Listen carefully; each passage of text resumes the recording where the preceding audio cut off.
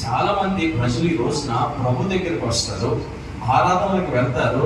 కొంతమంది ఎంటర్టైన్మెంట్ కోసం సరదాగా ఉంటుంది, బాగుంటుంది పదండి, ఈరోజు హాలిడే కదా వీళ్ళొద్దాం పదండి, లేకపోతే ఈరోజు అక్కడికైతే బాగుంటుంది అంటే బాహ్య సంబంధమైన వాటిని చూసి దేవుని వెంబడించేవారు చాలా మంది ఉంటారు.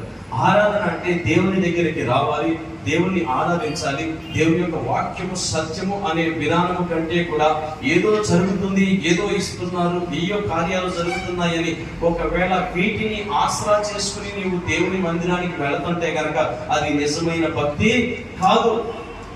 ఈరోజు నా దేవుడు నీ మీద దృష్టి పెట్టాలంటే, దేవుడు నిన్ను నమ్మాలంటే, నీ జీవితాన్ని నమ్మి నీ జీవితంలో ఒక కార్యాన్ని జరిగించాలంటే నువ్వు గమనించాలి, సూచక క్రియలు అద్భుత కార్యాల కంటే కూడా వాక్యమై ఉన్న దేవుణ్ణి ఎక్కువగా నమ్మాలి. హల్లెలూయా. వాక్యమై ఉన్న దేవుణ్ణి నమ్మకుండా అద్భుతాల వైపు, ఆశ్చర్య కార్యాల వైపు